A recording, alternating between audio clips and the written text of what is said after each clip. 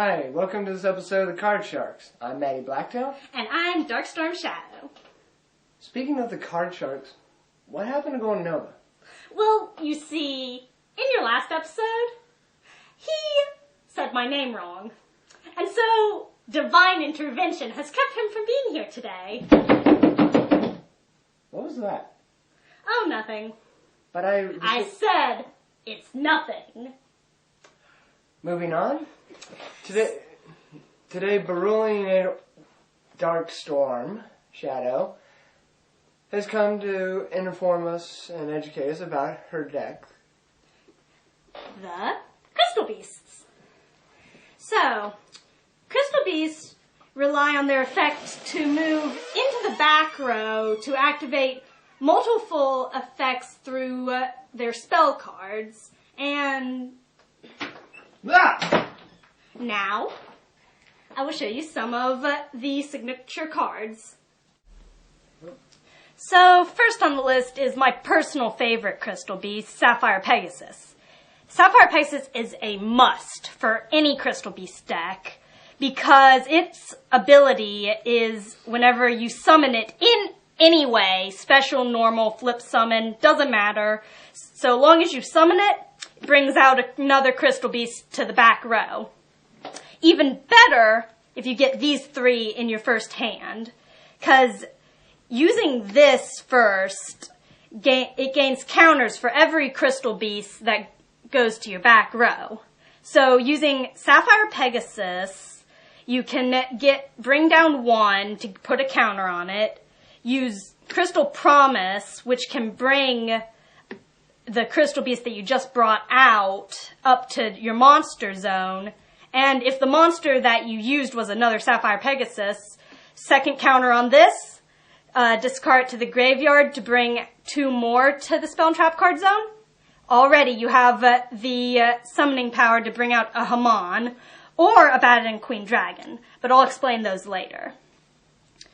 Mage Power I've found to be an extremely helpful card for Crystal Beasts because they're weak. I will be totally honest about that. They have no attack power, pretty much. Like, you get a Mage Power and some of the Crystal Beasts as spells, and you're set. Ancient City, another staple for Crystal Beasts. It has 5 effects, each of which activate depending on the amount of Crystal Beasts you have in the back row. 1 Crystal Beast, this can't be destroyed. 2, you can half the battle damage. 3, you can discard a Crystal Beast monster to negate the activation of a spell or trap card. Extremely, extremely helpful if you actually remember to do it. 4, you can draw a second time, and 5, you can special summon a Crystal Beast from the back row, which is great if you have a Ruby Carbuncle to create a absolute swarm, or a Sapphire Pegasus to bring out another one if you run Rainbow Dragon. And for the newest addition to Crystal Beast users, Dragon Queen of Tragic Endings.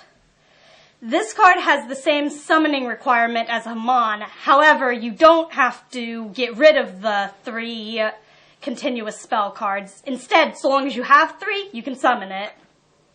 And whenever Batted Queen Dragon inflicts battle damage on the opponent, you get to draw a card, and they have to discard a card. And if Batted Queen Dragon is destroyed, next turn, so long as you have a continuous spell card on the field, you can just bring her right back. And Hamon. In my opinion, this is an absolute must for a Crystal Beast deck. 4,000 attack, 4,000 defense. It does 1,000 effect damage whenever it destroys a monster. It's a beast. No pun intended. And when it's in defense position, they have to attack him.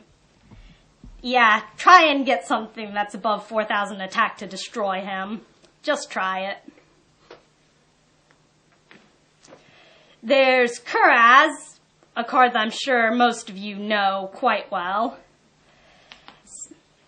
Because Crystal Beasts generate cards very quickly, it's easy to get summoning requirements. You can blow up your own Crystal Beast to send them to the back row and then have huge amounts of draw power. And now for my favorite strategy for Crystal Beasts. All that you need for it is to have at least 1 or 2 Sapphire Pegasuses, but I prefer 3. When you get them into the back row with a Ruby Carbuncle and some other miscellaneous 5th one, I just am using Topaz Tiger because its attack power is the highest of the Crystal Beasts when it attacks.